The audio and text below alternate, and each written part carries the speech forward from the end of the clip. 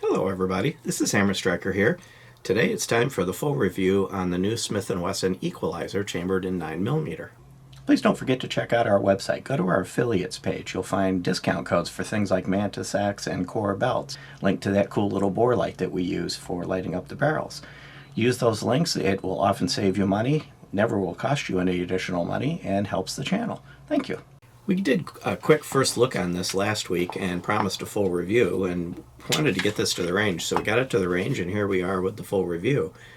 The purpose of this gun, by the way, is really aimed at the market of people that have compromised hand strength. They're not able to rack a heavier slide. They need deeper serrations. There's even some little wings here that your fingers can catch on.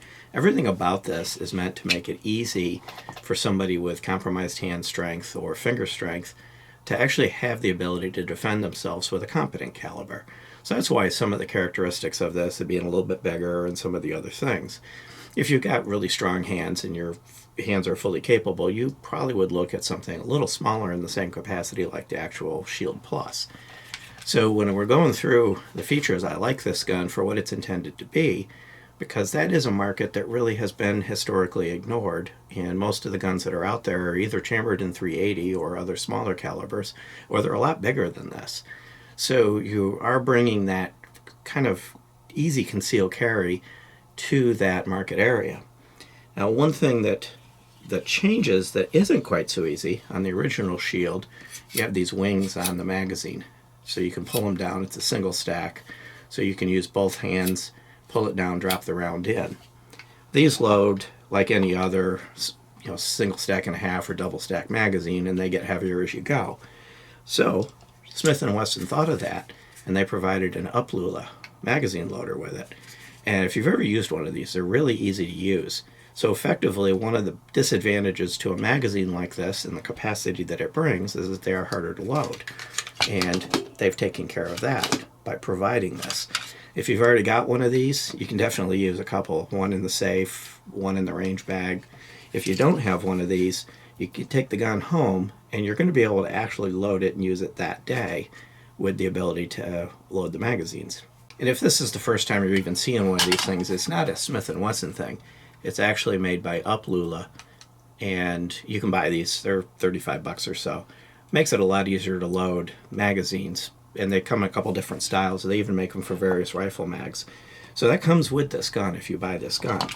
So the MSRP on this is $5.99, but I'm already seeing them on the market for $4.99. So they're not going to be an expensive gun. The MSRP is about $70 more than the regular EZ. So, if you don't have one at all, going to this instead of the regular EZ is probably worth it. And by the way, $4.99 is what I paid for it. I had to buy this on the open market just like anybody else. Smith & Wesson did not send us this gun. In fact, all the Smith & Wessons that you see on the channel, I've had to actually just go buy, whether I find them at a local store or find them online. You see these magazines scattered around here. It comes with all of these. It comes with the 10-round flush mag. It comes with a 13-round slightly extended mag, and it comes with a 15-round kind of longer extended mag. When you get to the 15-round, you're well past the 3-finger grip. So when you get into the higher capacity, it doesn't make it a whole lot longer, but you're all the way up into 15 rounds in a gun that previously the maximum capacity on these little single stack mags was limited to 8 rounds, and that was it. 8 rounds is all you were going to get, and there really wasn't much opportunity to extend it, because to make any higher capacity would make the mag significantly longer. Interesting note about this, these are Shield Plus magazines.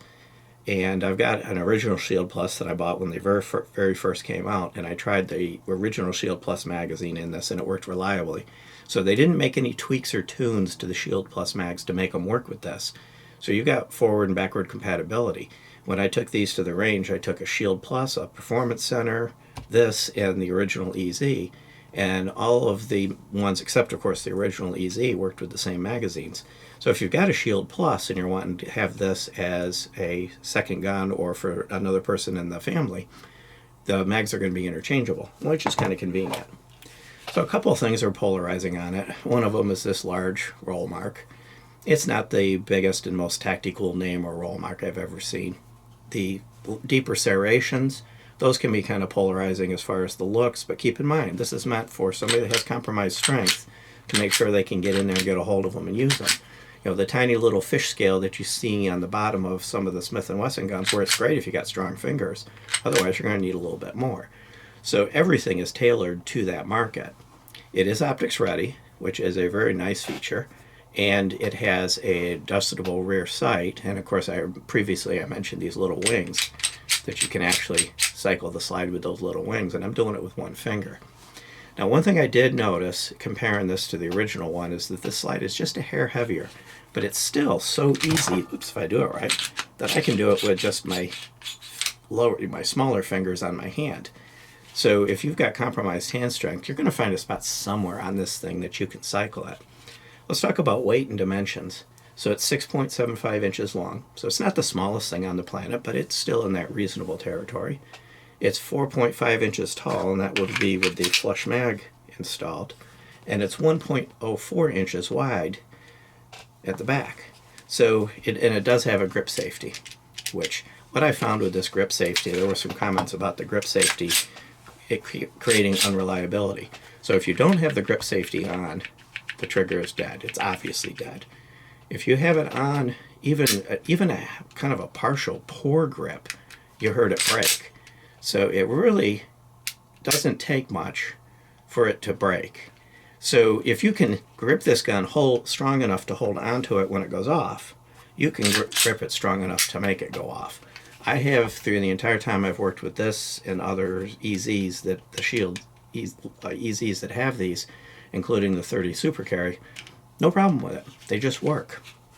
So I wouldn't worry about that. If you get down to the point you're gripping it down here, maybe it won't go off, but at the time it did. But of course, if you're gripping it that bad, it's going to fly out of your hands when it goes off anyway. The sights are 3-dot, bright white sights. I did notice the dots on these are a hair bigger, so I had a little hard time, doing nice, tight, microscopically tight groups, but it was very easy to shoot reasonably well. It's comfortable in the hand. It's got a 3-slot Picatinny rail, so you can lights and lasers and whatever other accessories you might want. And it's got their Armornite finish on the barrel, the slide, so it's a very durable finish. A couple things before I show the internals of it. The sights are steel. I did mention that the rear one is drift adjustable with a screw. Of course, you have the optics notch. This plate will come off without removing the rear sight, so you don't lose your sights if you put an optic on it, and a drift adjustable or replaceable front sight. One note on the optics cut, it appears not to use plates. So according to the manual, it appears there's multiple holes for different patterns. It doesn't specify which patterns do and don't work, but it does appear that you just take the plate off if you've got a compatible optic, drop the optic on there, and it'll mount. If I find out more, I'll put an update in the comments or the description part of the video, or possibly do a follow-up video. But it doesn't come with any plates, but then at the same time, best as I can tell from reading the manual, no plates are actually needed. I'm going to go ahead and take this apart, which is relatively easy to do. You lock it back, flip this lever down, which the lever actually is a little harder, so again, if you've got compromised hands, but you could use a plastic tool or a pick to push it down. If you've got normal hands or even a decently strong thumb, you can push it down. Release the slide, stop, slide, release, and I have noticed that these tend to be a little twitchy getting apart.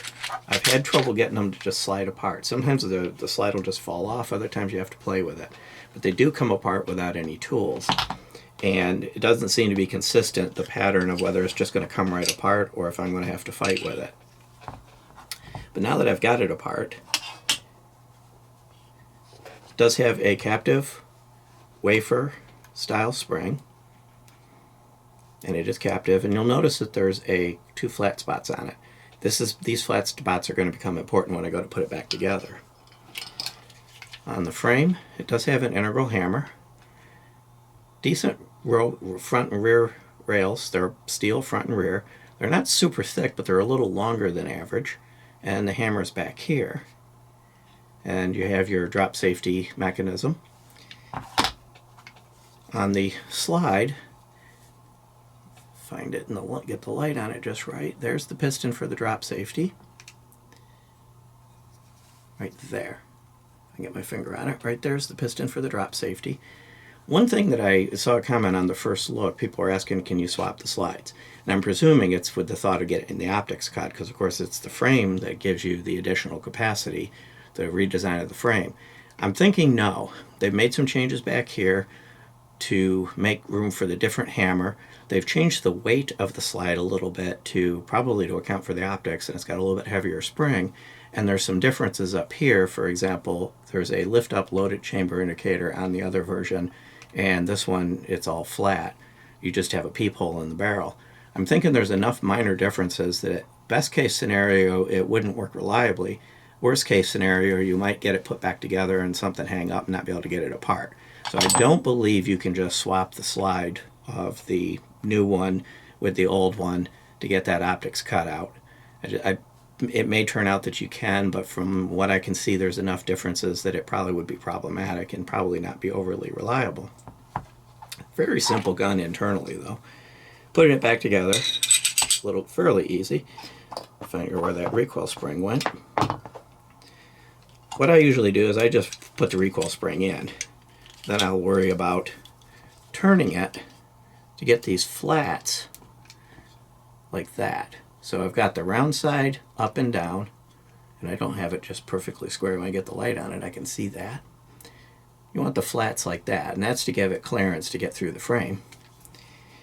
Then when you go to put it together, it is important that you not push the grip safety, because there's a little arm that will protrude and interfere with putting it back together.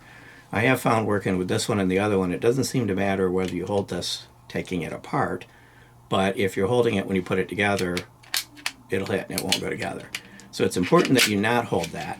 It should just slide back together. You lock it back, flick the lever up, and you're back in business. Relatively easy to maintain other than the few twitchy things that you have to pay attention to, like getting it apart sometimes, again, it comes right apart, other times you gotta play with it.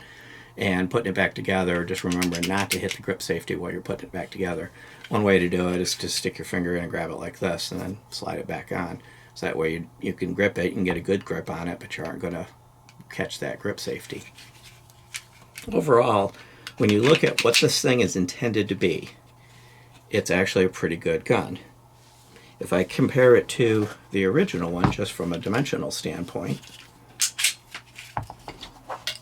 let's set them up side by side. So if I get these lined up, they appear to be roughly the same length. You can see that the Equalizer is a little shorter than the EZ with the flush magazines.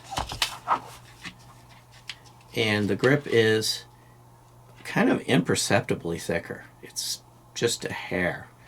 And to some extent, it almost looks like it's not any thicker, but it's just a hair thicker. And of course, it's shorter, so it's squatter. Now, one thing I did realize I forgot to do that I normally do is to show the barrel, which I can do that with it open. I can show you the barrel. This light is really convenient because it allows you to get in there and see the barrel. Looks like I did leave a little residue. We were shooting some dirty ammo and I must not have got it fully clean. But there are no machining marks, there's no chatter. That dark you see is a little bit of leftover residue from shooting it, but the machining is very high quality, very smooth, very well done. Overall, they're well designed, they're well machined, and Smith & Wesson has done a good job with these. Now, if you don't have weak hands, you're probably not looking at this. You're probably looking at the Shield Plus or many of the other smaller things that are going to have a harder to rack slide and some other characteristics, but that's not a problem you're trying to solve. You're going to go with that. If you've got weaker hands and you're dealing with something like a Walther PK380, which is underpowered and kind of twitchy to assemble and disassemble, you can move into a competent round, get that capacity of 10 to 15 rounds, and still be able to rack the slide if something goes sideways and you need to maintain the gun. Last thing I'll do before I wrap up is demonstrate the trigger. And by the way, the magazine release is reversible with just the way it is. You don't have to buy it any additional parts. So let's look at the trigger. So the trigger on it has minimal take up. You're right on the wall. Nice, crisp, short wall. The reset is basically all the way out. Now that's all the way out. But the overall trigger travel is so short that I'm still going to call it a good reset. And then there's the brake again. And notice there is an over travel stop machined or molded into the frame. So you've got all of the characteristics you would want of actually a pretty good trigger. And then I'll let it all the way back out. This trigger appears to be just a hair better than the regular EZ and better than a lot of the earlier generations of the Shield and M&P line. It seems like one of the things Smith & Wesson is continuously doing is involving the trigger. And it is a hammer-fired gun, as you saw when I had it apart, and it's single action, so it's a fully cocked hammer. And for those that are wanting a thumb safety version of this is available. It would go right here. And I believe the MSRP is the same on the thumb safety version. So you've got the characteristics you may want. The original EZ is now available in a whole bunch of different flavors, with and without lasers and performance center and a number of other things. This right now is available in what you see and thumb safety, but it wouldn't surprise me for Smith & Wesson to add all those other variations to the Equalizer. And by the way, after I do finish the video, I'll put on screen what we measured the trigger at. We forgot to measure it before we started the video. Other than that, I think it's a good choice if that's something that you're looking for. Beyond that, if you like our videos, please give us a thumbs up, share, click that bell to be if you subscribe, and please do subscribe. Check us out on Facebook, Instagram, Patreon, Twitter, Getter, Rumble, pretty much everywhere.